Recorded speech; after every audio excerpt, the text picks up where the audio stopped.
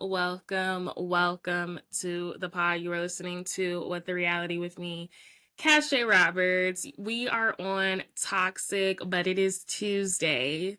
Toxic, but it's Tuesdays. Still playing with it, even though I do like the name. How are you guys? This is, of course, your Real Housewives of Atlanta recap. We have stuff to talk about. We got to talk about that jab. If this wasn't my Tuesday episode, it would literally be called what Phaedra was saying. The jab is jabbing. I just had to bring my vanity down. Okay. My chair down. Yes, welcome to the pod. Let's get right into it because I also want to talk about Bravo's Love Hotel. I'm not shocked with what happened. I didn't get a chance to watch Weapons Live, but I know Joel was on there. I like Joel. A lot of people don't like him because he came from their queen, Shannon. I think Shannon's a little twisted in the head, but we'll get into that. I like Joel. I don't know if the hosting gig was right for him, but I don't know his previous work, so I thought it was fine. Let's get into these reality topics before we get into this Bravo Love Hotel and, of course, Real Housewives of Atlanta. Starting off, let's get into some... It's toxic. Who is being toxic today? Lala Kent. Of course she's being toxic. I am looking for her social media posts because I'm literally disgusted and disturbed. Lala Kent is being disgusting and toxic on this Father's Day. Happy Father's Day to everyone, including Jeremiah from Love Island. So Lala Kent and I always feel like when people make posts about themselves on these holidays like Mother's Day, Father's Day, when it's like Happy Father's Day to me, Happy Mother's Day to me, when it's not your kid or your husband doing it or your sibling doing it, like Happy Father's Day to Lala, like her brother Easton. Like, it would have read even better if Easton did this, like a tribute to his sister that has taken on the mother and the father role. The fact that, sorry for the lighting's going to be coming in and out. The fact that Lala took her giant long thumbnails and tweeted this up or Instagrammed it saying Happy Father's Day to me. No, but really Happy Father's Day to my sweet dad. Okay. And then she was like, today I am also grateful for Easton. I cannot wait for him to have his own kids one day. They will certainly be lucky to have him. And shout out to the dude who gave me one of my two greatest blessings. He will never know, but whoever he is, thank you. Happy Father's Day to anyone who is stepping up as a dad, whether you are your kids or whether they are your kids or not. Today belongs to you. So Lala is currently facing backlash because, and I've talked about this. I don't know if I talked about this on the podcast. I've never talked about BPR in here. But her obsession with having a kid her own way, cool, got it. Her obsession, though, having another daughter to compare to Ocean. I don't remember the daughter's name. It was an interesting name, though. But it seems as though she had this daughter out of spite for her situation with Randall. And that's just me keeping it 100.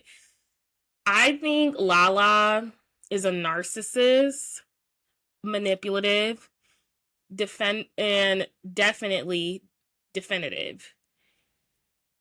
Did I say narcissist? Lala, she's not a good person. I think she's let the fame get to her head.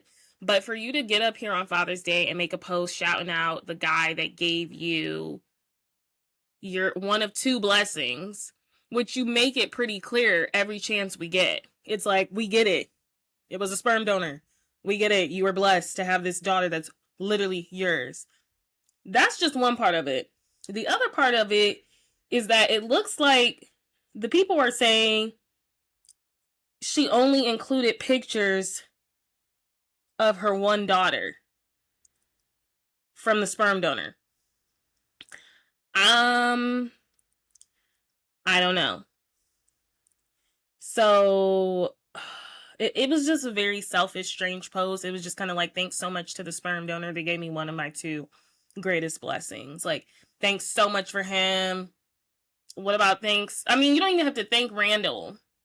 for her to put that in, she is creating a hostile family environment for Ocean growing up. Ocean's always going to be compared in contrast to her sister that has a sperm donor as a dad. She's always going to be literally compared to, because that's what Lala does. It's kind of like she's feeding into this it's going to be a sibling rival. And I don't think Lala clocks what's going on, because she's so thirsty to prove to everyone that she's doing it on her own. She got it on her own. She made it out on her own. When you're the one that made the decision to sleep with Randall, and then all of a sudden now you like black men. Oh, I'm so glad VPR is over. I just think Lala is so full of it. She's so selfish. So let's see what the comments are saying. Someone said, when you leave out your other daughter, like, this has to be petty to the father. Or someone said, this has to be the most selfish post I've ever seen. Someone said, when you leave out your daughter, like, this has to be petty to the father. You absolutely will affect her. My mom pulled the same crap. She will end up feeling less than her sister because of her DNA and her connection to the man you hate. And that's literally, but Lala decided to lay down with this man to secure a bag. There's no bag to secure. He don't got that much money. And she was screwed over. She thought she was hitting the jackpot with this movie producer. Let's see what else people are saying about Lala. I just think it's so weird that she keeps pulling this whole, like, comparing her daughter's crap. Someone said, very strange post. You leave Ocean out of the post because she has a dad. Why would you post your brother? So she did not post Ocean. She leaves Ocean out to include her hate for Randall. Then someone said, what about Randall? I believe you think the sperm donor, but not the man you gave. The man that gave you Ocean to make you a mom. You thank your brother, and of course you thank yourself. I'm beginning to hate the Valley anymore. But if they make you a full-time member, it will be the last time I watch it. I realized after watching you for about 8 years, you have not changed at all. It's a very weird post to make. And then it's like, so I'm assuming, so they're saying she didn't even include freaking Ocean. And I'm just like, why would you do that? That is so feeding into sibling rivalry, and I just feel bad for Ocean the most out of this, because she's just out here existing and living, and her mom is secretly not liking her. Her mom secretly hates her. That's what happens a lot with bitter women in these relationships that go wrong. They end up taking it out on the kid. And I think Lala is taking it out on Ocean unwillingly. I don't think she's doing it intentionally, but she looks at her comments. Lala looks at her comments. So surely you've seen enough comments where people are like, you know, you're going about this the wrong way. You're kind of like saying screw Ocean along with Randall because you're so upset and obsessed with him to this day. But that's who's giving toxic today. Let's get into Paige DeSorbo. Paige DeSorbo was also on Love Island USA. I don't really recap Love Island USA because that's like my one reality show I just want to like tweet about secretly and revel in. Like, if something really big happened, like that recoupling, maybe I'll talk about it, but I'm not even going to talk about that because I don't want to talk about Love Island on here. So Paige DeSorbo was on Love Island. I clocked her same outfit was from the Summer House after show. Unless she had to leave Summer House in New York City filming to go to Fiji, there is no reason Paige should have been in the same outfit as a fashion girl on period. There is no way she should have been in that same distinct dress, and there's no way she should have been in freaking a suede dress in freaking Fiji, where it's like 1,000 degrees. I know she was hot, and people were saying the episode was choppy anyway, but apparently they had to refilm it because I think Hannah got injured, hence the bandage. Either way, Paige is being delusional because, so I'm not going to give her my toxic. I'm going to give her my delusional award. Paige has dropped these Daphne pajamas that are $200. The top is 110. Let me go to Reddit. I think the pants are like 110 and the top's like 200. The top in order, the order and shirt 110, the golden hour pant 120. So they don't even match. The names don't even match. So Paige said her sets are they're not over $200. These are the pajamas in question. So Daphne PJs. I don't know if this is her new line. Dang. So someone on TikTok literally I didn't even see this. Okay, so we got to rewind. So Paige has a pajama line, Daphne's Pajamas. Obviously, that's the name of her cat that she's obsessed with. She's a cat woman now.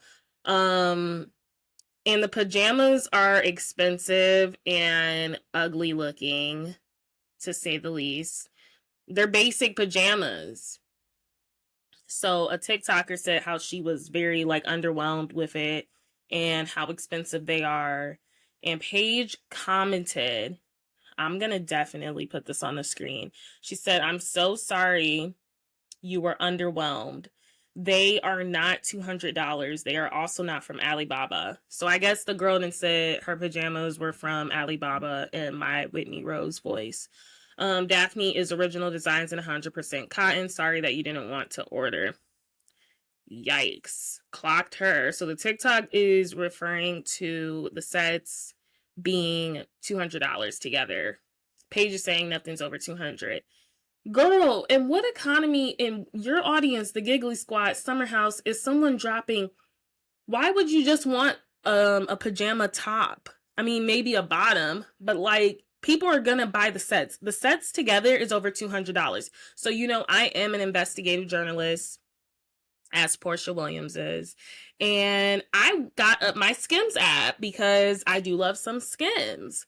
I'm like, let me see how much Kim Kardashian's sets are. Let's see if this is in the realm, because you know, people will pay for Kim Kardashian stuff. So wait, let me get it up, because I'm pretty sure, to not to my shock, it was a lot less cheaper. Let's go to the sleep edit. So Kim Kardashian's, her straight leg cotton classic pant is $58. And a set, an oversized sleep set, is $130. Which is literally half them Pages. Because when you add up 120 plus 110, what are you getting? 330 divided by 2? Kim Kardashian's Skims sets are less expensive than Paige DeSorbo's. Kim Kardashian pajama sets, Skims, is less expensive than Daphne's pajamas. Paige, you get my Delulu award. And for the people that are ordering, go get you some Skims. Why the heck are you ordering $200+ pajama sets? I wouldn't even buy Skims pajama sets unless it was my wedding night and I want, like, oh my gosh, these most angelic pajama sets, or it's like something you really splurge on in the moment. I'm not spending $200 for stuff I'm sleeping in, though. I'm not even spending $100. Like, come on, you catch me at Pink with some shorts and a nice little graphic tee. That's what I sleep in. But I'm just saying, it is very shocking to me that people are even buying it. So who's more delusional? Y'all for buying it, or Paige for putting this information out here? I would not even purchase that. I would not purchase that. That is ridiculous to me that she is selling it, first of all, individual at that price. That is ridiculous to me. But that's that. Speaking of Summer House, Bailey from Summer House, who was cut from the show because I guess she was talking crap about everyone, is engaged to the man I'm assuming she was talking about on the show, but we didn't really get a follow up with that because she was cut so early. And I have to bring up something else. And yes, I saw Sierra Miller commented, like, telling her, like, congratulations. So I feel like they're all on good terms with her, but production apparently just, like, dislikes her. That's the real tea. Let's get into Porsha, because we're about to get into Atlanta recap and Little Bravo Love Hotel recap. Porsha has got to be one of the not smart people I've ever encountered. So Porsha traded in her Bravo check and her Dish Nation check for $30K a month from Simon. And the gag is, you guys are probably like, $30K a month from a man? Oh my gosh, sign me up. I mean, sign me up. But that was in exchange for her dropping her jobs that were allegedly paying her. She was getting paid on Atlanta at least $2 million an episode. Or not $2 million. It was $2 million a season. So let's get into this article. I'm looking at Reality Blurb. I'm going to just read a little bit of it. It says Porsha Williams' Bravo's salary was revealed during a court hearing last week pertaining to her divorce from Simon Guobadia. Simon's attorney shared that he began paying Porsha $30,000 per month after they began dating in spring 2021. The lawyer also stated that Porsha, 43, left her jobs with Real Housewives of Atlanta and Dish Nation around September 2021, which led to quite the reaction from fans. Quote unquote, during this time, Mr. Guobadia was actually giving his girlfriend about $30K a month just off the strength of being his girlfriend. And also during that time, Mr. Guobadia took that into consideration that since she had left her employment with Dish Nation and also with Real Housewives of Atlanta, two of her primary sources of income, that he agreed to pay his girlfriend $30K via a clip share, yada, yada, yada. Although there were no formal agreement made between them in regard to the $30,000, the attorney noted that Simon wanted to ensure Porsha would, quote unquote, have some sort of financial means to take care of her day-to-day needs. It also states that Porsha's lack of employment and the lack of her $1.6 million to $2 million salary with Bravo played a role in the prenuptial discussions. So if you're making like 1.6 million to 2 million a season, you're filming for 3 months, maybe. I think it's maybe 3 to 4. It depends. I think it's 3. You're making 2 million right there. You meet this guy and he's paying you $30K a month. $30K times 3. Guys, we are in our investigative journalism bag today because I gotta figure this stuff out. 30 times 3, 90K. So that man has given you 90K in a span of 3 months, and you would have made 1.6 to 2 million filming every episode you appear on, including the reunion, which I think should be additional. I think it should be like a bonus if you show up for the reunion. Because I think as long as you appear in your episodes for the season, you're going to get paid. But I don't know, because Garcelle was like, I already got paid. Remember when she stormed off? She already had got paid from Bravo. But I think that's because she was in her third part. So I don't know. Is Britt getting paid for this? Either way, this man essentially offered you 90K for 3 months to leave your jobs, where you would have been making over 2 million because her money at Dish Nation. That alone, the 1.6 to 2 million, is with Bravo. That's why I said she's not smart. And you really thought this man was going to provide you a soft life? Girl, you was already providing your own soft life. All you had to do was just be a little more honest. She's not smart. She's not a smart person. Around December 2021, carrying on to 2022, the parties did both hire counsel.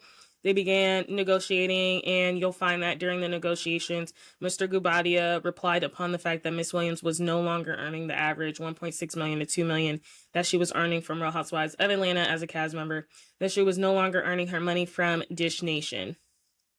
At another moment of the hearing via the Bravo Shade Room, Porsha revealed she had paid Simon's child support after he was detained by ICE because the moms was hitting him up. I paid his child support for his 2 sons and also paid maintenance for the house, so that's outside of utilities as well. I really got concerned being that Simon was still detained when it comes to his child support. I'm still married to him at the end of the day, and I really felt like it was unfortunate that they weren't getting any help. The mother had reached out to my assistant, and said she was concerned. When I spoke to her, she made me aware that it had not been paid, so I paid it. Another thing I wouldn't have done. Porsha, yeah. And people are just saying Porsha walked away from 1.6 to 2 million a year for this dude. That's why I'm like, you're not smart. You are not smart. I guess, but Mama Diane taught her that, right? You are not smart. You mean to tell me you're pocketing 1.6 million to 2 million from Bravo alone? We didn't even know what her Dish Nation was. I'm sure the Dish Nation was like 200, 300K. This man can't even give you that in 3 months, but because you want to live this soft life and prove to everyone you evolved, like you're a wife now, wife is the golden ticket in life, you walk away from $2 million for 90K in a soft life. And that soft life ain't even soft anymore, because what did that get you? I will keep saying it. Porsha, you are not smart. She's not the sharpest cookie. I mean, or what is it? The sharpest tool in the toolbox. Maybe I'm not smart. I don't know. That is beyond me, but thanks so much for listening to What the Reality with me, Cassia Roberts. Let's get into this Real Housewives of Atlanta recap. We are on the final day of the Grenada trip. It was a good trip. I could have done another episode there. So the ladies are recovering from last night. So as you guys know, from the night before, Shamia really broke down because Shiloh is having issues back at home. And, I just had a smoothie and I'm like, she left Shiloh back at home because obviously she had this girls trip coming up. Shiloh is struggling. She was super sick. She's breaking down. Shamia, Britt is super concerned with her and trying to get their friendship back on track when that's not even what they're talking about at the moment. And all of the ladies just feed into Britt's BS, including Angela and Drew, which I live for this scene because Angela's like, so after that, the whole consoling, the ladies end up twerking on everyone. Like, they had a good kiki time after the kumbaya moment, after cameras went down. So Angela is joking with Drew about how, like, she made the mistake of looking at Drew during that whole thing to see her reaction because Drew's face just read it all and she's like, I can't take you serious. And Drew was saying how Britt is really the actor and she's the one that needs the Emmy. The ladies also discussed, so there's an ongoing rift between Kelly and Britt. Is it about the glam? Is it about Kelly realizing she had an unnatural alliance to a loser?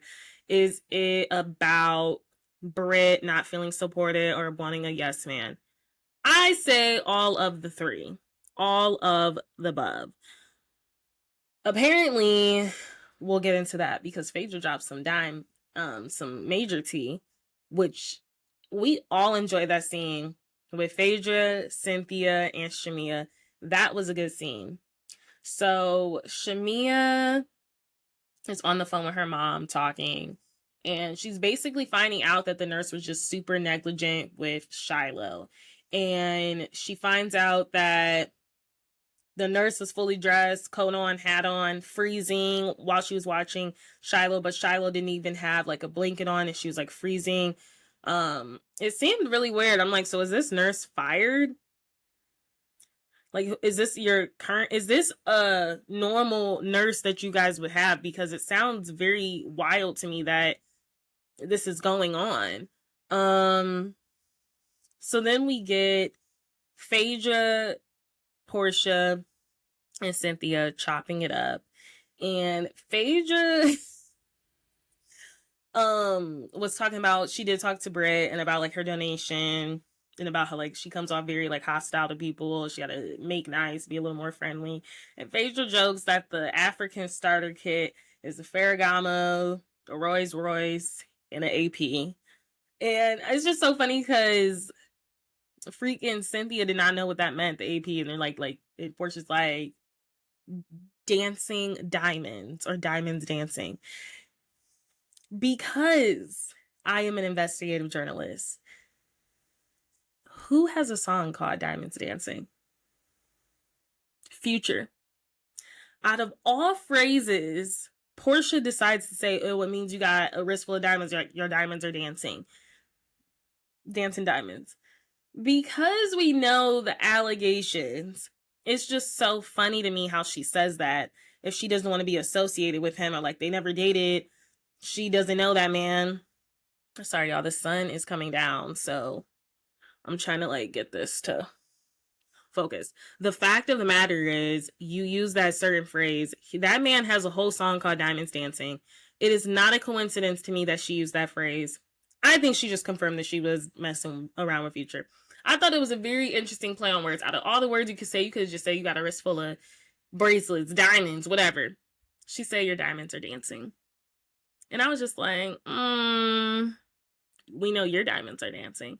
But no, that is just, what are the odds? You know what I mean? Like, that's just something you gotta really keep a lookout for. But so Phaedra drops some tea. There is a rift going on between Brett and Kelly, and the ladies did notice because when Shamia was confronting Brett about her donation, Kelly was very quiet. In like, production does show like a flashback scene of like, normally they would be ride or dying for each other, like, you know, they both butt into the conversations. That's how their relationship is. That's how we know their relationship is. I did think Kelly was very quiet during Shamia confronting her, but I also think it's because Kelly is really getting cool with Shamia now, and like they really have a friendship. Remember when we first was introduced to this new group of ladies, Shamia brought on Kelly and Britt, and they were the friends, the joint pack, so, or duo. But Shamia knew both of them. So Shamia like falling out with Britt surely has an effect on Kelly, because Kelly, first of all, wants to stay on Atlanta Housewives. Second of all, Kelly wants to be well liked, and Kelly is well liked. She is that girl. Out of the two, people would prefer to invite Kelly. Kelly is invited. Britt, she's not invited.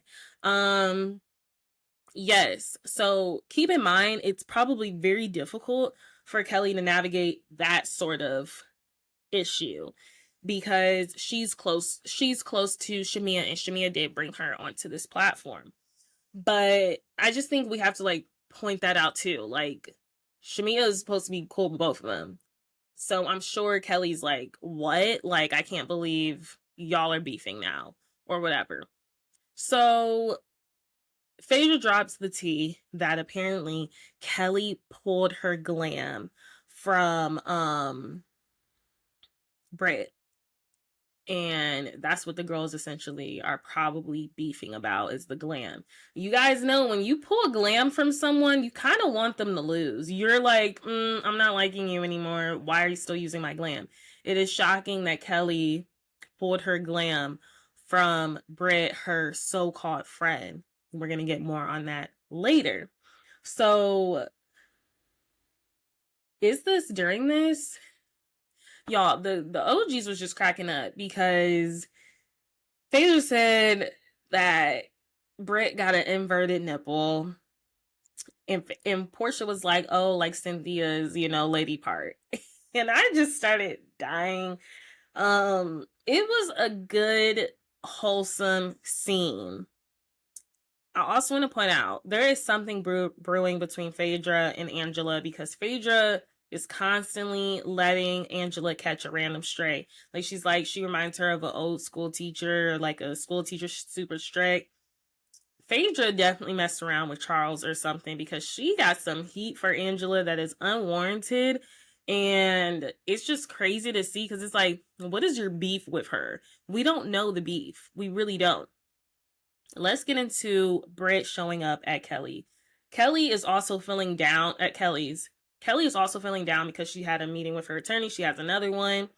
And this is kind of like they're trying to get divorced at this point. This is going to be the final coming meetings of getting divorced.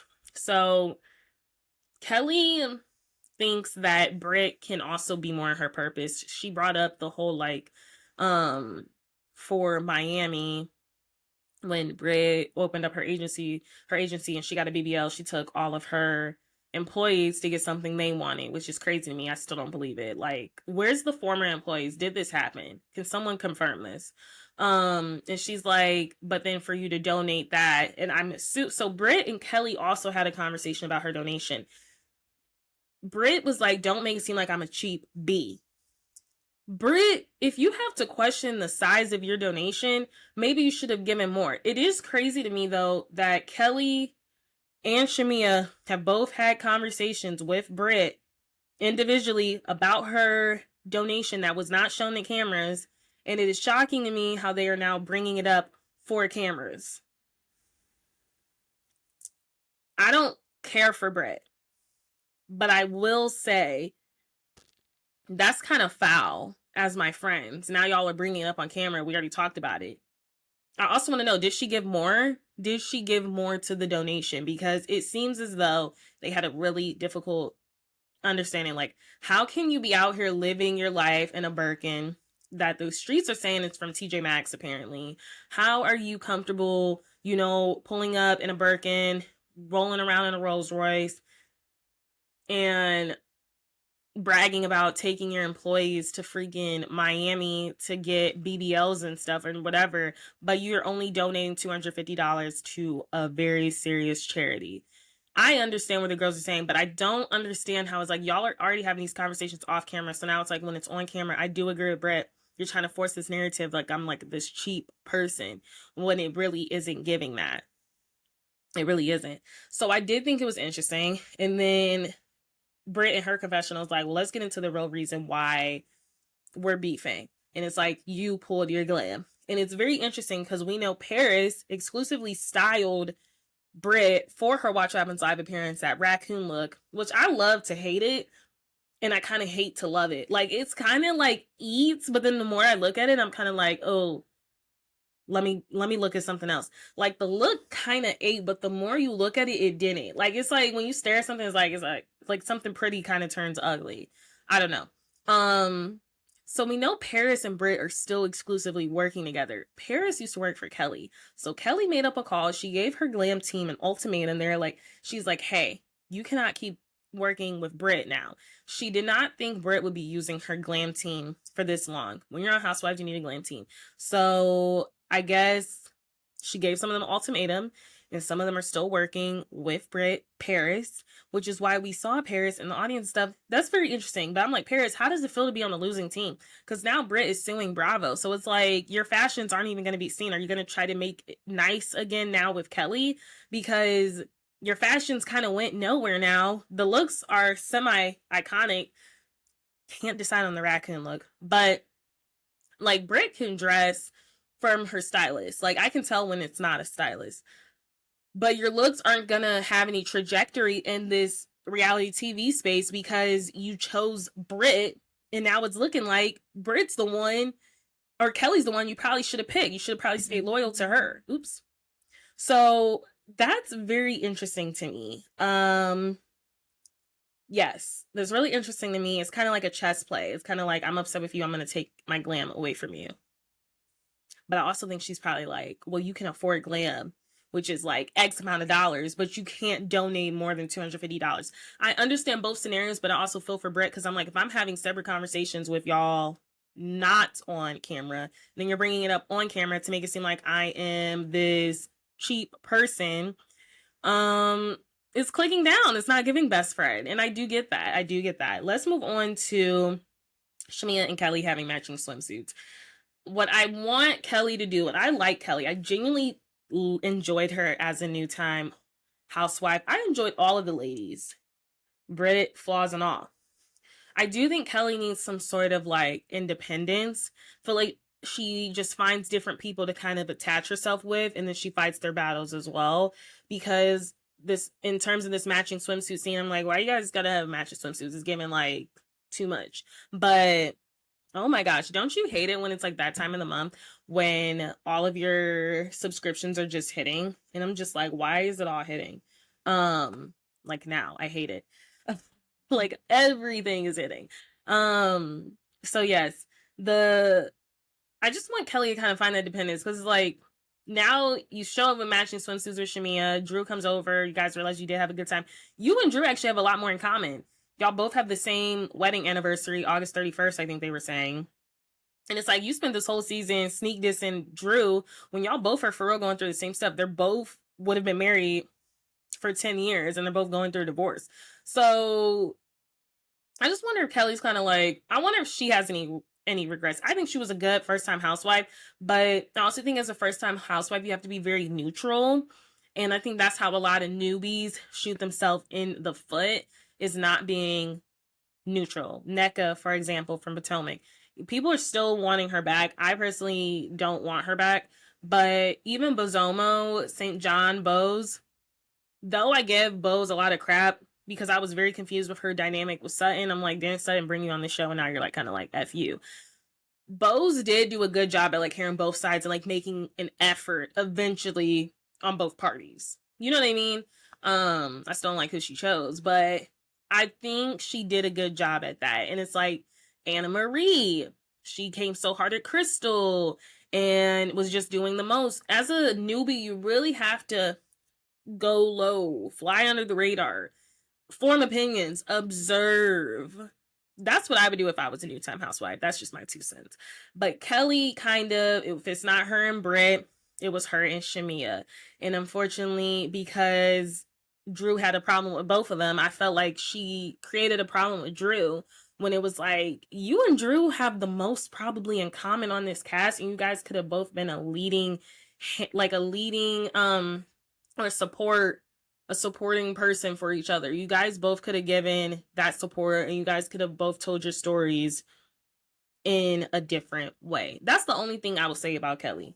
Okay, let's get into Jab Jab. Let's get into Jab Jab. That was mostly the episode, this highly anticipated celebration for Black former enslaved people in Grenada. Jab Jab is a huge celebration of life. It was something that a lot of masters and owners would say to enslaved African Americans in Grenada. They would say they were Jab Jab, and it was kind of this thing associated with devils.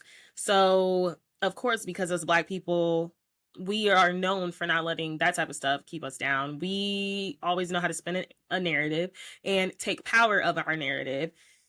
So now Jab Jab in Grenada is a celebration, and it's not something that's kind of derogatory that was used. So now it is a celebration of life of the enslaved, and it's when everyone paints themselves in black oil painting. So like, rest in peace to all your good stuff. Shamia tries to show up to Jab Jab in a Chanel hat and Chanel rain boots, and they're like, girl, we know you got money. What Phaedra say? We know you wealthy, but no amount of wealth should want your black Chanel rain boots that were gorgeous, colored in black oil, because black oil you can't get out. It's not like it's just random black paint. This is black oil painting the bodies. They show up, the girls are exposed, because it's like, you don't really want any of your clothes messed up. But I'm like, I could never have my A out all like that.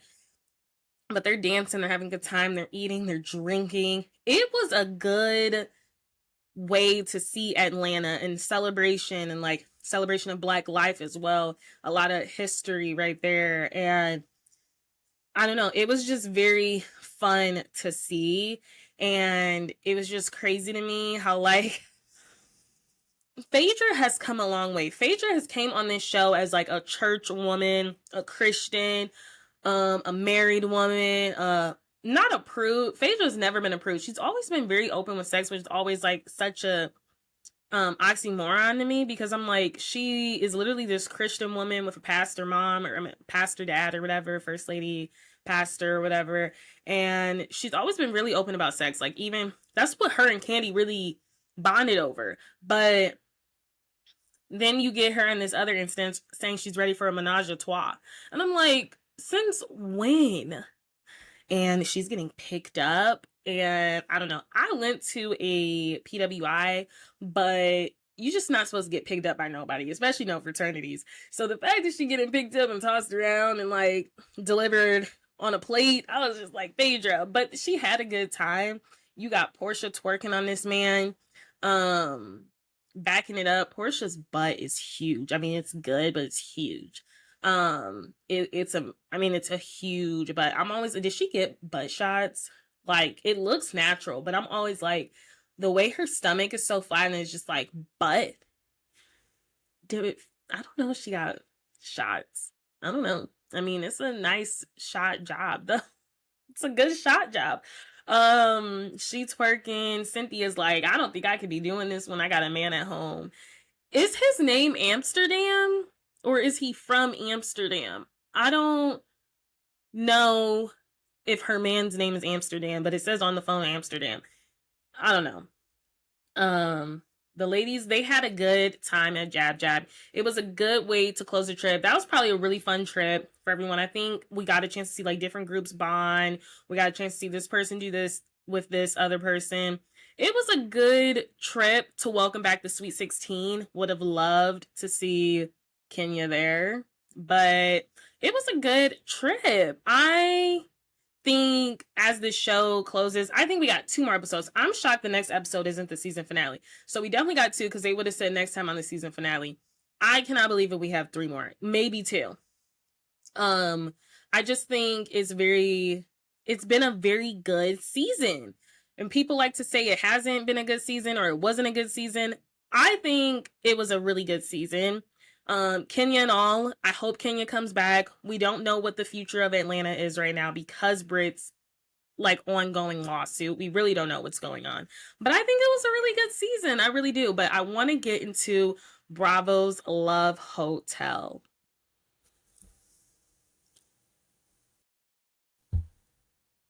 You are listening to What the Reality with me, Cassia Roberts. Let's get into Bravo's Love Hotel.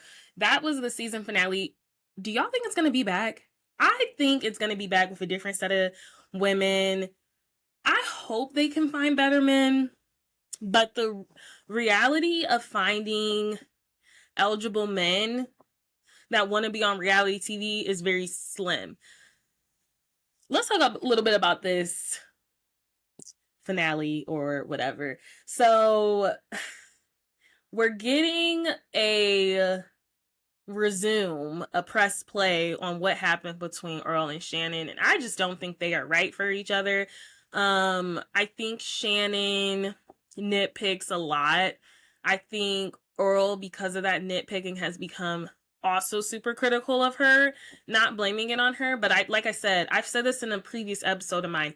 At what point, Shannon, do you just go, maybe I shouldn't be in a relationship? Because as far as I know, Shannon apparently is always in a relationship. And I'm just like, at what point should we be like, maybe I should not be in a relationship?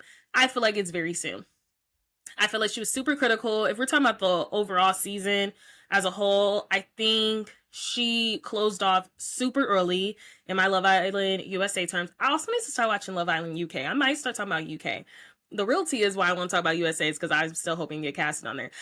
Like in the future in my Sheena voice, but maybe not. That's the reason I really want to talk about it, unless I'm tweeting. But I think they closed it off way too early, her and Earl. I think Earl didn't get a chance to know the other women, even though I don't see any of the other women being nearly interested in him. And I don't think Shannon gave that other guy a chance, like, at all. But it's like you complain about Earl not eating his vegetables, all of this stuff. Girl, you're not even giving other man a chance. So that's what went wrong between them, in my personal opinion. I'm weak. That is funny. I just got something. What was I gonna say? What was I? Oh my gosh, my phone is just going off, y'all. I'm so sidetracked. Okay, let me finish this out because it's just so much going on right now. Yeah, they closed it off way too early. Like way too early. And then it's like you are shocked when it doesn't work. But I think when you move that fast in a short amount of time, your relationship is destined to not go anywhere. And that's just from not experience, just watching it on reality TV. I'm just like, oh, it's not gonna work out. Oh, I'm right. It's probably not gonna work out.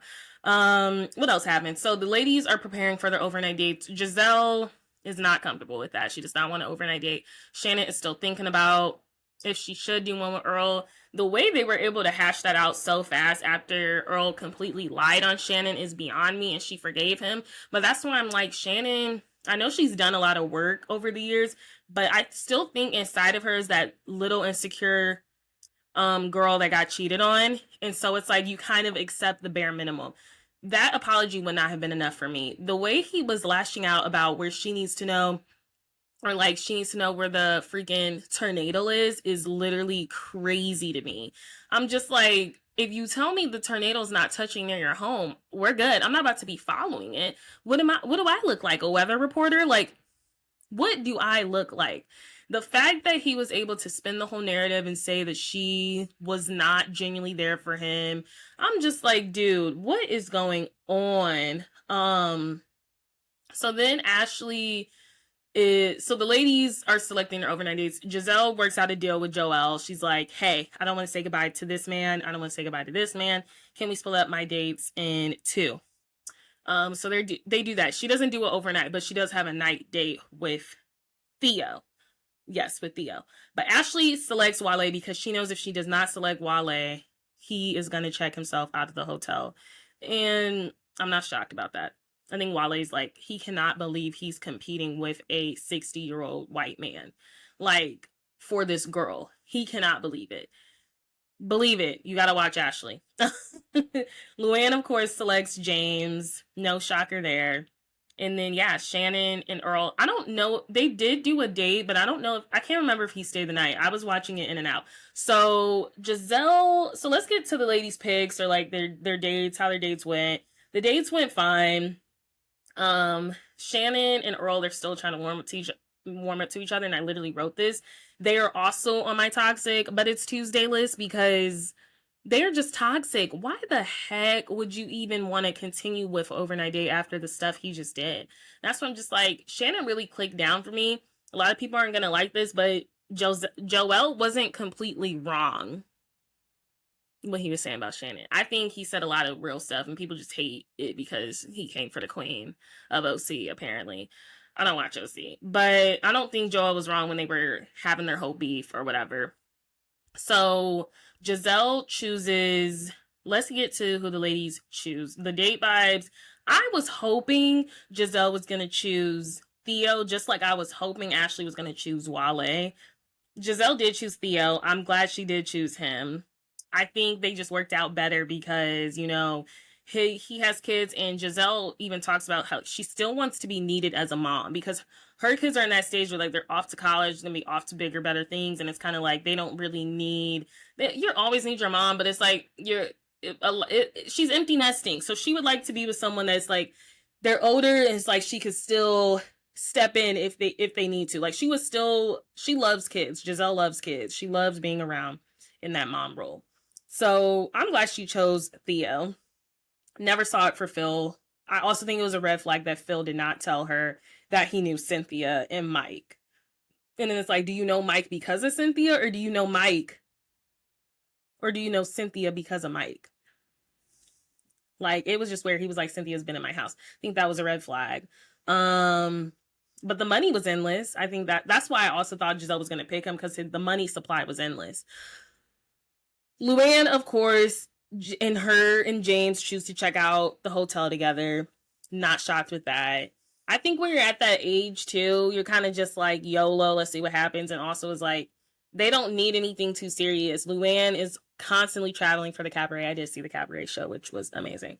Shannon checks out with Earl. Why? I don't know. I don't know.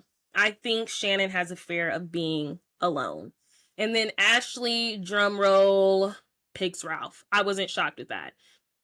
Let's get to these end cards to wrap up the show, how they wrapped it up. But Wale parted very peacefully. He was like, it's fine. I think he knew. Wale is very successful, but he still wants kids and stuff. Ashley wanted to be with someone. They already had kids. She wanted to be with someone that could fix her daddy issues. But she has an issue. Ashley has an issue. So let's get to these end cards, because my jaw was on the floor.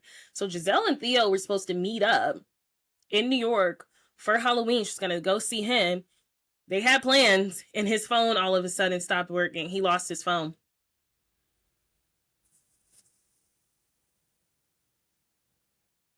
He lost his phone.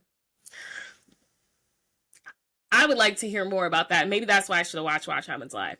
He lost his phone, apparently.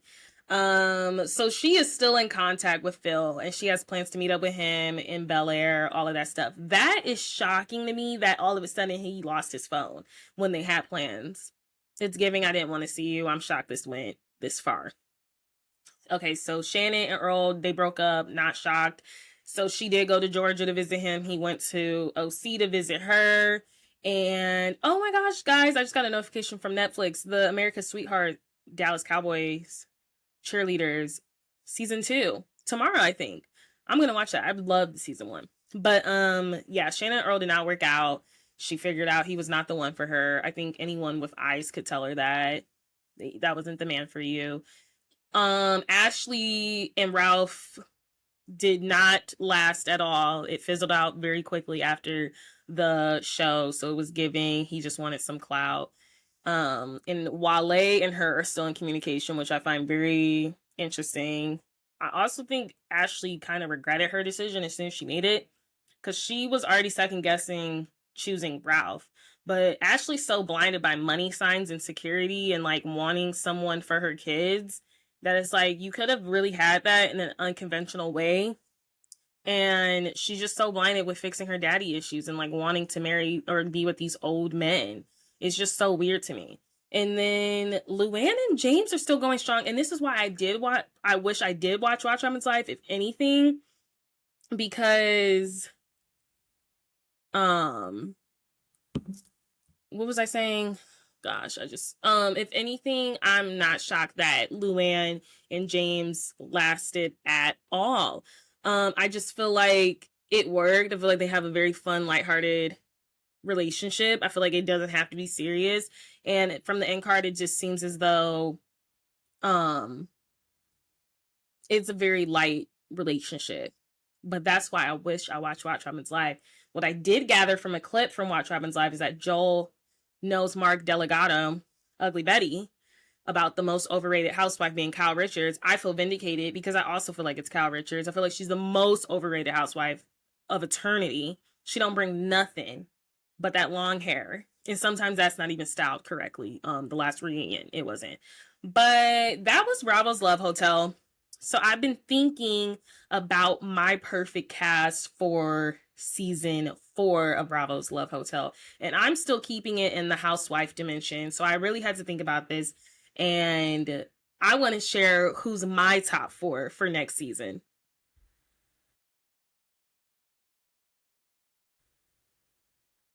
Okay, my dream cast for Bravo Love Hotel. Give me one person, Bravo, just one person, maybe 2. Heather Gay, Salt Lake City. I want to see Heather Gay flirt. We saw it a little bit her first season with Jen Shah's like friend of or whatever. We saw it a little bit. I want to see Heather Gay in a romantic setting. Okay, Atlanta, Phaedra Parks. She was already on Ultimate Girls Trip. She was already on Traders, and now she married to Medicine, Atlanta. Let's see her in a romantic vibe. You know, she's in this fun aspect of her life as well, and I would love to see Phaedra dating someone. That is my bid for Phaedra Parks. If you cannot do Phaedra Parks, I'm going to sub someone else from former ATL days, Eva Marcel or Claudia Jordan. I think those would be 2 good picks, but my first would be Phaedra Parks. Okay, NYC, Sonia Morgan. I honestly wanted to put Ramona Singer down, but she is done with Bravo. The way she has totally no self-awareness for what's going on in this world, she is totally done. But Ramona would have been a good pick. However, I'm subbing in Sonia Morgan because Sonia will also be a good pick. Sonia also, the New York ladies know how to let loose and have fun.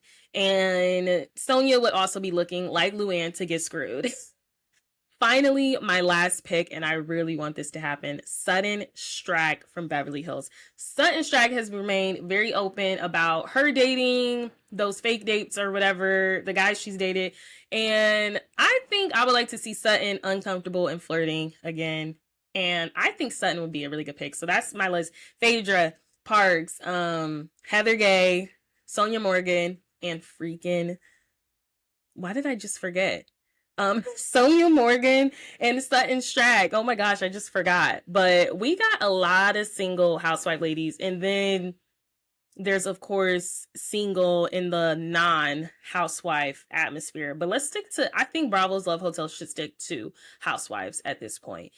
Thank you so much for listening to What the Reality with me, Kasha Roberts. Until the next time, if you guys are watching on YouTube, bye. I will see you Friday episode. And if you were tuned into the podcast, don't forget to give me a 5-star rating, comment, and follow the podcast so you are updated when I do my shows. I drop them pretty early in the morning so you can start your binge while you're working out or eating breakfast or whatever. Make sure you follow the show. Thank you so much for listening. If you're on YouTube, of course, subscribe. I will see you guys later. Bye.